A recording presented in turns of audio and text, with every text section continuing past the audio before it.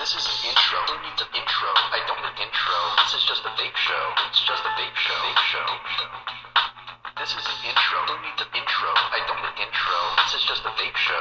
It's just a vape show. Vape show. YouTube, what is up? I'm your homeboy Josh, back at you, and today we're taking a look at the FogWorx slider. Now, what is the FogWorx slider? Well, it comes in this box, this glorious metal box. When I first got this glorious metal box, I didn't know what the fuck it was. I forgot this company was sending me something, and when it came in, I thought this was a mod. I kept looking around for the 510. I kept looking around for the battery insert. I couldn't figure out how to open it. This is solid metal. It's so heavy. Ridiculously thick metal box for something that holds a fucking tank. It's practically a Hammond box. It's like the perfect shape for a mod, the perfect size and weight for a mod, and I swear to God, as soon as this review is over, maybe not as soon as this review is over, I've got a lot of things I need to get to. 3 boxes just came in today. It's like, I'm staring at a lot of shit right now. As soon as I get the chance, I'm turning this thing into a mod. I'm gonna hop on fucking Shapeways, and I'm gonna get myself a Dremel, a DNA 200 chip, and I'm gonna turn this thing into a mod because this is like, the seams are that perfect. It lines up that wonderfully well that I honestly wouldn't be surprised if you told me it was carved out of a single block of metal. This got me excited because it's not every day that I see packaging like this. Gorgeous fucking packaging. I mean, this thing, if you package like this, you mean business. When you pop it on open, it's magnetized up here and down here with these really big magnets. So this door in this box, super secure. So just looking at the packaging itself, I got pretty excited about this device. I had high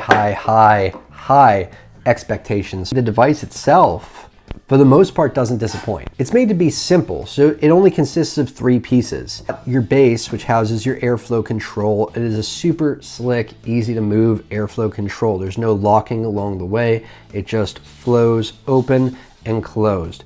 And it doesn't have a base. I know I bitch a lot about devices that don't have bases between the airflow control and where the mod meets up with the tank, but I honestly don't mind it so much. I don't even mind that there's no knurling on it because you know what? It opens and closes so freely. It is super smooth and it's got a large space for you to grip. Which brings me to the top of the device actually. It's a good transfer there because this device is also made to be super simple to fill. You just slide this little piece at the top up where it says FogWorx, flicks open just like that, and then the juice tab slides open just like that, and you can fill through here no problem. It even fits dripper bottles, no problem. Of course, it's going to work better with, you know, squeezy bottles and, you know, unicorn tips, that kind of thing, but dripper bottles work just fine too. And this mechanism, it works really well. It's super smooth. It's easy to activate, just lifting it up like this and sliding open. It doesn't open up on its own or anything like that. It's not going anywhere until you flick it up. And there's also some kind of a lock here. Like there's this little circle. It lines up somehow with the logo, but I can't quite figure out where it's supposed to line up that it's actually locked and it doesn't open. But for the life of me, I can't figure out what that little circle is. Like I understand that there's some kind of locking mechanism here because in some places it doesn't open all the way. Like it kind of locks there and doesn't move. But in most others, it opens up no problem. So I can't figure out what I'm lining up where so that it's actually locked. But it really doesn't need it. It doesn't need to be locked in any way from what I can see. It mostly just opens freely, but I noticed there are a few places, like here, like right before the circle lines up with the FogWorx logo, that it's locked and I can't pull it up all the way. I've got to turn it a little bit or force it so it'll open up. It's a little strange that way. Visually, I'd like to be able to see something like that. If it's one of the letters in FogWorx, make it bolder or make it a different color or something like that to show me that it locks there, you know? Or just a little circle somewhere on opposite FogWorx that lines up with it. Like this has a hollow circle over here, make it, you know, a filled circle on the part that slides up. That would be great. Simple, easy to follow. That's what makes this only 3 pieces. You don't have to worry about moving the top cap and squeezing juice in there and forgetting where you put the top cap. You just slide it back into place and you're ready to vape again. Also, the chimney is attached to it. So the chimney, the top cap that slides open, the juice fill port, the bell at the bottom, all of it is one piece. The deck is a separate piece, and between the two, you have your tank. That's it. So it's a totally streamlined tank. The emblem on the bell is really nice too. You know, this is actually designed, the initial testing and design were done by Pegasus. Peg over at Pegasus Vapor Academy. Now, I've never had the chance to actually work or speak with Peg, but you know, I've followed his channel for a long time, and you know, he's an authority in vaping. You know, his name on a product, you know, means something to me because he's been around for, you know, as long as I've been watching YouTube videos. So it's nice to see his name there. The deck itself has sort of a Serpent Mini style deck. Now, the device came with a couple of coils, a couple fused clapton coils, which I decided to throw on in here, and they vape quite nice.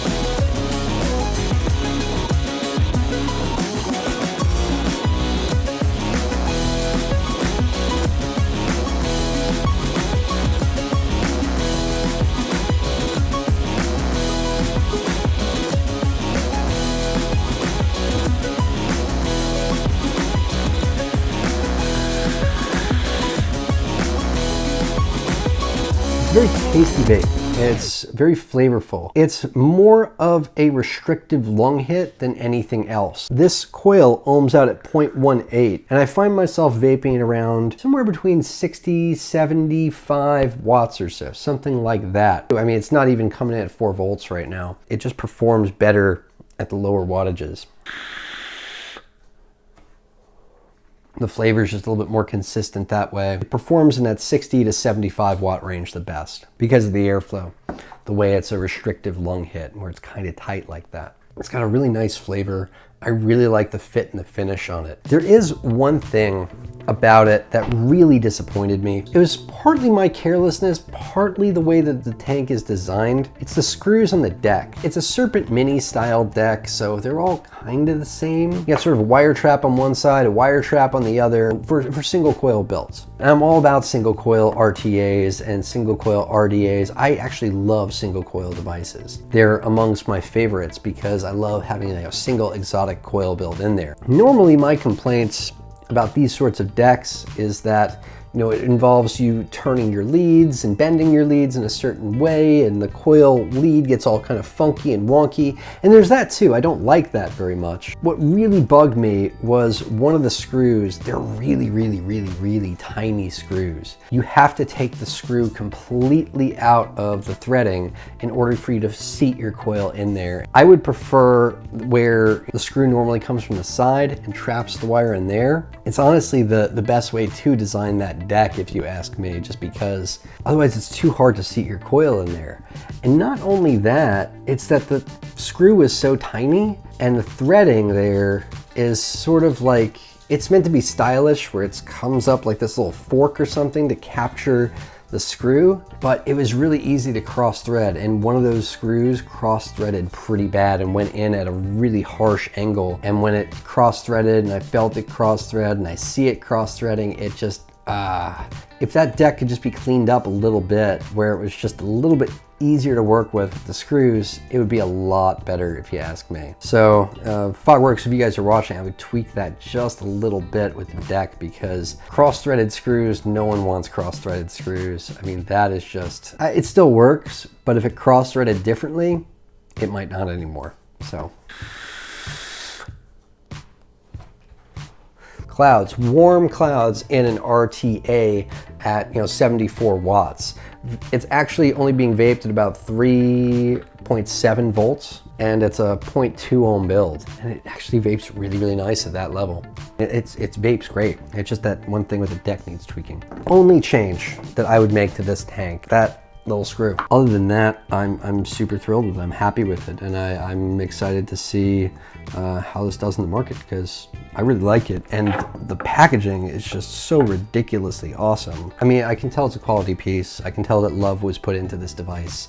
I can tell that it was designed by a vapor. The video that they have on their website, that was someone that knew how to put together coils. That was someone that knew how to set up a device. They also have this really great blog post on their site in their news section where they talk about why they chose to go with just single coil. So if you're a single coiler, if you like single coils, I'd recommend giving that a read, because it's actually pretty well written and pretty interesting. Been mostly impressed with the device. There's just that one thing that I would tweak. Other than that, the other thing that will tick off some people, I don't really care about it that much. I don't usually change my coil in mid-tank through, or have to tweak my coil mid-tank through, but some people make a big stink about it if you can't get into your build without dismantling the tank. In this tank, you can't. When you open up the bottom, your tank comes apart. So that'll be a problem for some people. Just needs a little work. Anyway, till next time, I'm your homeboy Josh. Vape on, vapors.